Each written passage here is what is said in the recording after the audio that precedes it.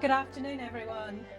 Just if I have a few moments of your time, just really want to thank you all and welcome you to the first Repair Cafe at Grand Central Station, the first Reuse and Repair Week in Northern Ireland, and the first Reuse and Repair Week as a shared island event with our partner organisation, Community Resources Network Ireland.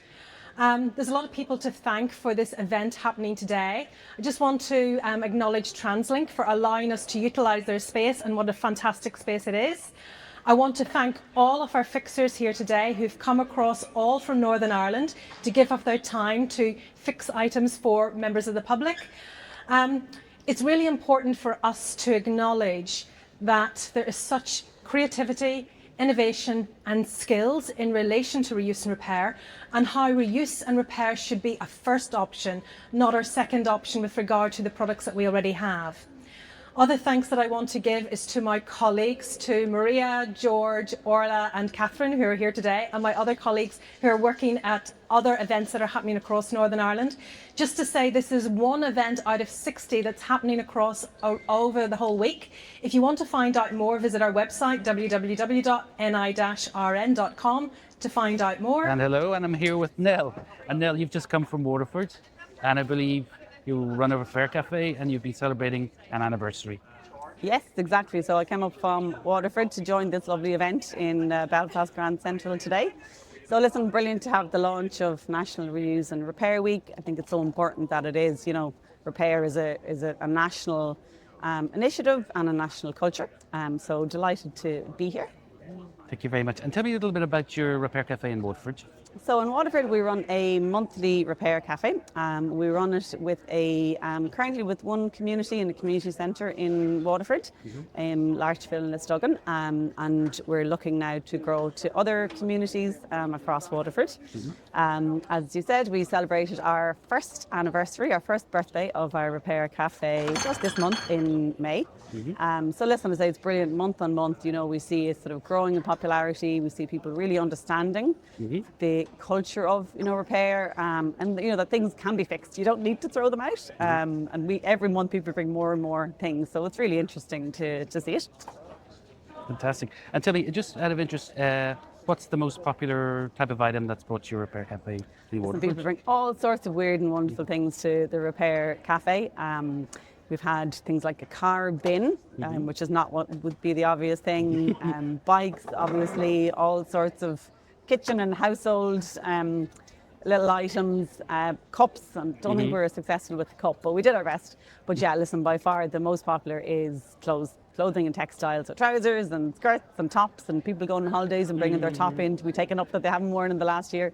And yeah, also we have a knitting and crochet lady who is brilliant. She's magic with fixing woolen hats and gloves. So yeah, so it's brilliant to see. Great, well, thank you very much. Yeah. Thank you. I'm really here today in Weaver's Court. Lovely place, fantastic new event here for the Northern Ireland Resource Network. I repair everything, but in particular, I really like to repair things that are of sentimental value to people. And last week, a lady from Annalong phoned me up and she said, I'm 86 years of age and my grandmother left me this little jewellery box. I've never been able to get into it and the handle's broken. Do you think that you could get into it and repair the handle? She came down with her son Colin, another Colin by the way, in the car, in a little van, and I could see that she wasn't in great health, but she left it with me anyway. And of course, I got a bit of a coat hanger and a bit of a poke at the lock. I got the lock open, and inside, what was inside? The key to open the box. There was nothing else. So we were able to been able to open it now. I believe you travelled up from Dublin today, yeah? We certainly have, yeah. We're from Tog Hackerspace, based in Dublin City Centre. Okay. And what will you be doing today? Obviously, you've got a little so bit of equipment. Maybe a bit of electrical items or general household repairs. So we're from Tog Hackerspace. It's a community makerspace, open for the last 16 years. So we run repair cafes in our own premises and then out in the community wherever they accept us. And which part of Dublin are you from?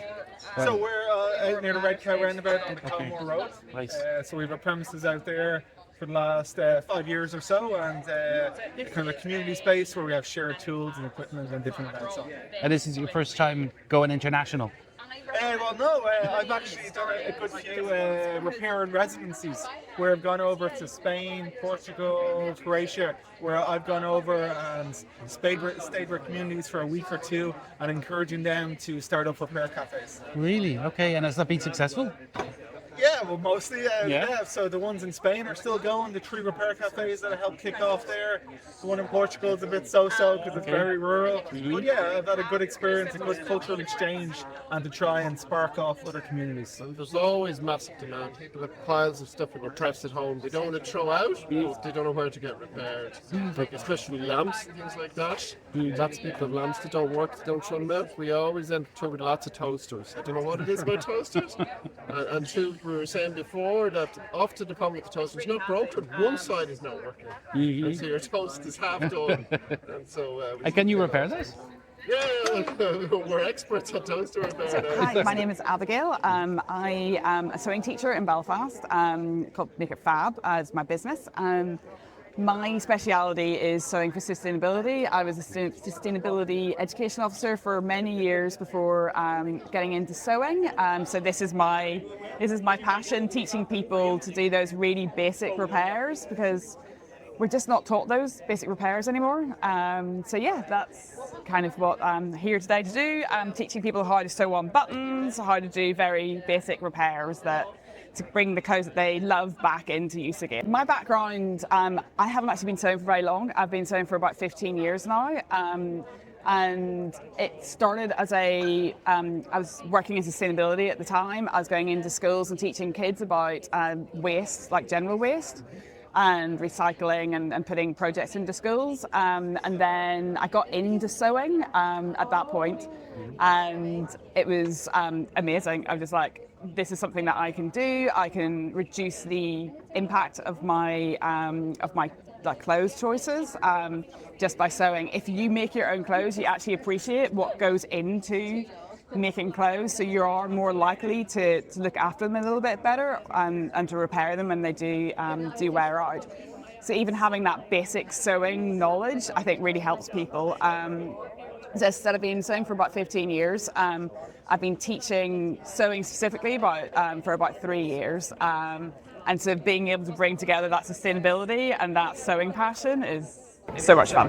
So I'm here with Sue Bamford. Hello. Hello, how are you? I'm okay. Great. Another week. Another repair week, I should say. Right. What are you doing today? Well, I've been handed the jumper, which is missing a button, or cardigan, sorry, which is missing a button. The button's gone walkies. We don't have the button anymore. So I have something that's around the right size, and if I use it, that's the correct. If I use it upside down, it'll match the right size and the sort of the right colour. But because then you'd have one that was looking a bit weird and different, because there are 5 buttons, if I swap out 2, I can make it look like that is always a design feature. So that's what we're going to do. So we're just going to... This is the Sue Bamford way. This is the Sue Bamford. Make it look, feature, not a bug, isn't it? So I'm just going to load the thread up, and some of the buttons are coming undone a bit. So I'm going to reinforce the stitching on all of them because this has been done in a factory on a machine when it's not finished off properly. So I'm going to do a sneaky technique where I'm going to double thread my needle. So I've got 4 rows of thread. Double thread your needle. Yeah, and so instead of stitching with 2 at a time, I'm going to stitch with 4. And if you're doing a button, it just reinforces your buttonhole. I learnt this trick from the women that sew buttons on in couture in Berwick Street in London. Wow. They'll sometimes put 6 threads through the needle and then you just sew it once.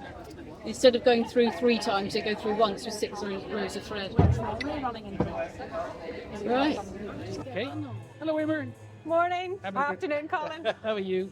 Having a great day here in Belfast Grand Central Station. So tell me, how's it going? It's going really well. It's actually just a wonderful atmosphere. so much more energetic and passionate and engaging than I had ever anticipated when the idea for this came about a year ago.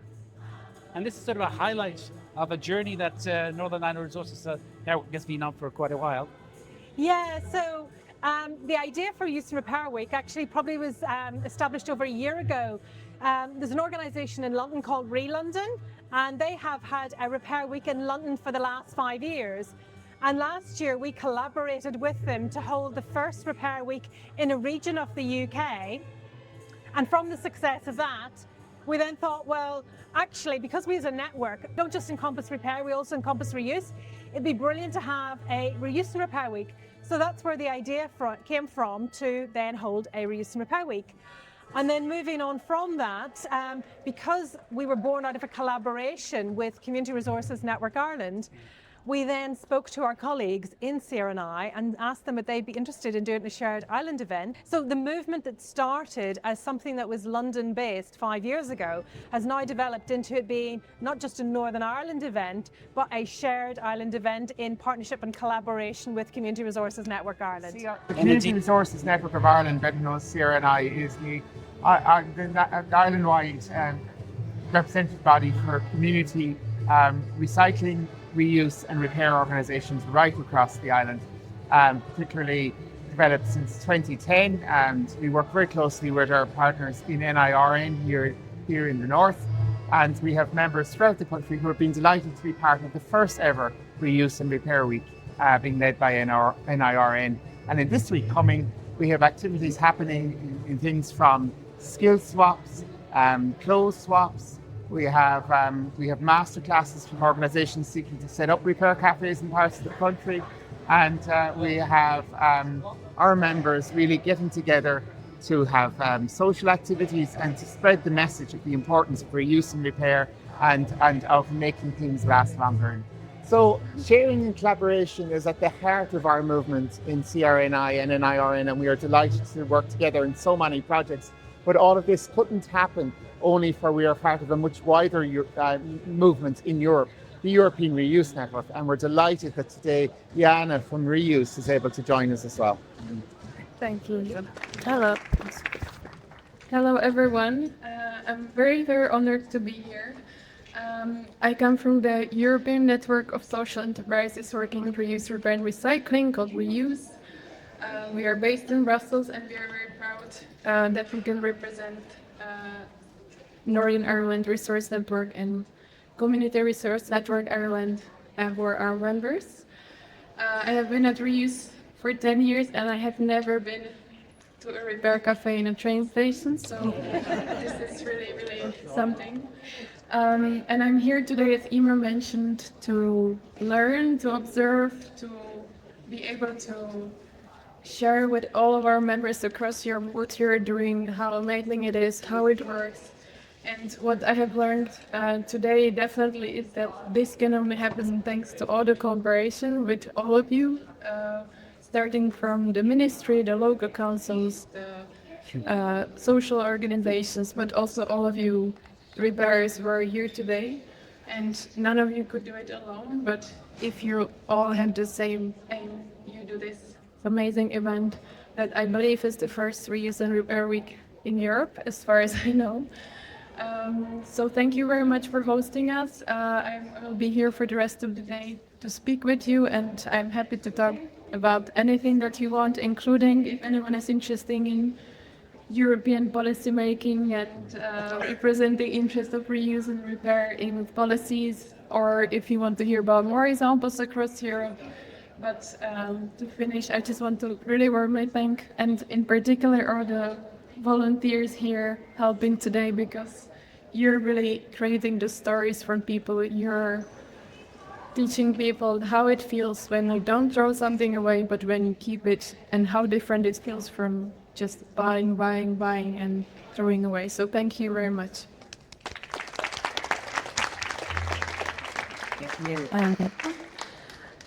As I said earlier, this event would not happen today without the support that we get from DERA and from the funding under the Carry Bag Levy. And I want to also personally thank the Minister Moore, who has so who provides such personal interest in relation to what we're doing and is joining us here today on a Saturday, having spent time talking to all of you fixers. And Minister is now going to just say a few words.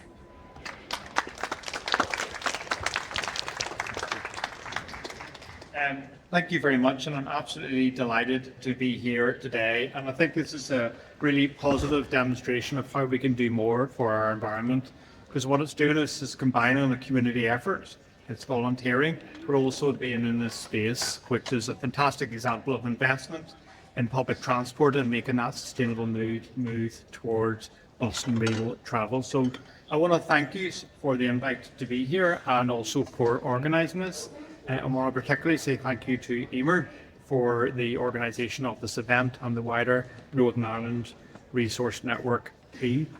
This brings us into the heart of local communities, and it will hopefully encourage more people to consider the repair and reuse or the repurposing of items which previously we would have thrown away. And to me, it's a very good start for the week ahead, and to see so many of our partners from the south of Ireland, but also in terms of representatives from the Reuse Network, which is Europe's largest network for the circular economy, social enterprises. To be here is really, really fantastic, because it shows that there's a broader aspiration in terms of what we're seeking to achieve. But what more, this is not just one event, this is one of more than 50 activities taking place across every council area in Northern Ireland throughout the week from today until Saturday the 6th of June. And it's aimed at building a regional momentum towards reuse, repair and waste prevention. And that's really inspirational to see that. And we're going to an event in Bangor next Friday. But to see people coming together, community groups, charities, social enterprises and local authorities to share skills, to reduce waste and to build a more collaborative circular economy is really, really inspirational. There are skills that are being shared. I've learned some skills here today, and I think it's really important that we say thank you for the volunteers who are doing that. As a department, we're delighted to support this through the Carrier Back Levy funding, and that's something that we're very committed to doing in the time ahead, because we want to see the repair cafes to expand across Northern Ireland. We know when they're established, they're very popular, especially when there's a regular date and time for people to be able to come along. I know that Niren have been tracking the impact of this, and there's now over 60 organisations, and there's 8,300 tonnes of waste has been reused. So that's an amazing achievement. And also we are, as a department, are also keen to get our colleagues involved, and we'll be doing that through Hope 365, which is the collection of pre-loved clothes, shoes and textiles. And I think that's really good to see everyone getting involved in this. But I want to say to you, I do recognise the challenges in relation to our environment. There's more that we need to do. We need to tackle climate change. We need to reduce the amount of waste that's going to landfill and incineration. And I'm committed to doing that. We've got an environmental improvement plan set out, and that's about an aspiration towards a net zero, nature positive future.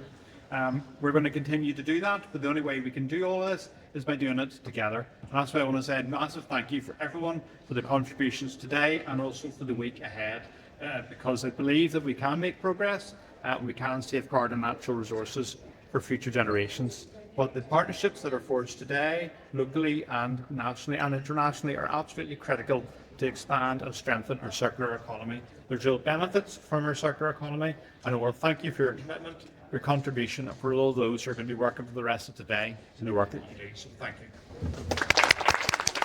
As I said, this is the first of over 60 events that are happening during this week, so do check it out.